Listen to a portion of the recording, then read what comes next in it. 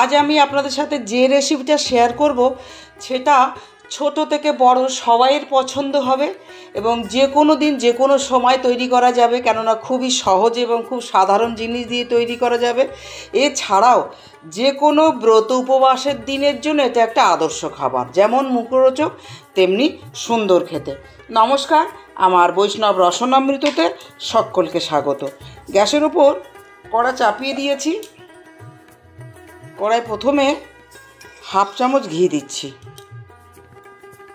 ঘিটা হালকা গরম করে নিয়েছি। এবার এক মুঠো কাজু দিয়ে দিলাম। কাজুগুলো আমি দু টুকরো করে নিয়েছি।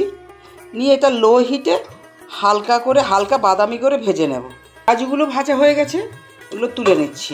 ওই ঘিয়ের মধ্যেই আবার যে পরিমাণ কাজু নিয়েছি ততটাই কিশমিশ দিলাম এবং কিশমিশগুলো লো হিটে ভেজে নেব। এগুলো ভাজা হয়ে গেছে, এগুলো তুলে নিচ্ছি। এক বাটি চিনি দেব, সামান্য জল দেব। গ্যাসের হিট এখন মিডিয়াম করে দিচ্ছি। এখন আগে থেকে জাল দিয়ে রাখা 750 ml গরুর দুধ দিয়ে দিচ্ছি। ফুটে ওঠা পর্যন্ত আগে অপেক্ষা করে দুধটা ফুটে উঠুক, তারপরে আবার বাকি কথা বলবো। দুধটা ফুটে উঠেছে, এভাবে মিনিট 3 আরও ফুটিয়ে নেব। তাই এই দুধটা আমি পাশের ওভেনে সরিয়ে দেব। আর এখানে অন্য একটা কড়াই চাপিয়েছি।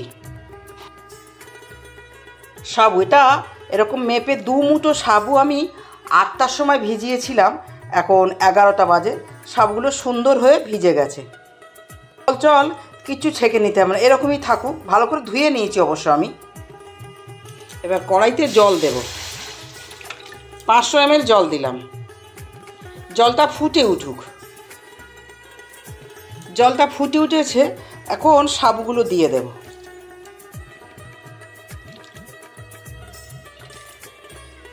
এরকম হাই হিটে মিনিট 2-2.5 ফুটিয়ে নেব। সাবুগুলো সেদ্ধ হয়ে গেছে, এখন গ্যাসের ফ্লেম অফ করে দিলাম। একটা বাটি নিয়েছি, বাটির মধ্যে এবার সাবুটা ছাঁকনির মধ্যে ছেঁকে নেব। জলটা পুরো ঝরিয়ে নিয়েছি। দুধটা আবার সামনের ওভেনে নিয়ে চলে এসেছি এবং সাবুটা দিয়ে দেব। 2 টুকরো তেজপাতা ভালো করে ধুয়ে নিয়েছি, দিয়ে দেব।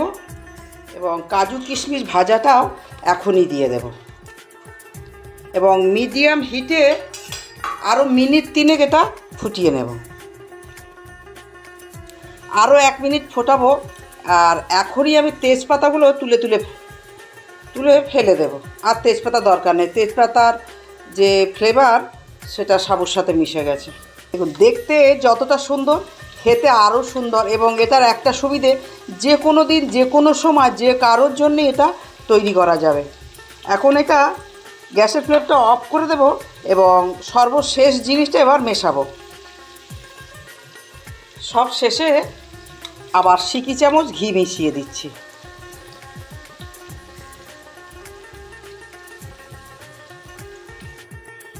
এবার সাবুর পায়েসটা বাটির মধ্যে তুলে নেব। যেহেতু একটু বেশি আছে, আমি 2টো বাটিতে তুলে নেব এটা। আজকের মতো ভিডিও তৈরি শেষ হলো। সবাই ভালো থাকবেন, সুস্থ থাকবেন। ঈশ্বর সকলের মঙ্গল করুন, এই প্রার্থনা রেখে আজের মতো শেষ করছি। রাধে রাধে।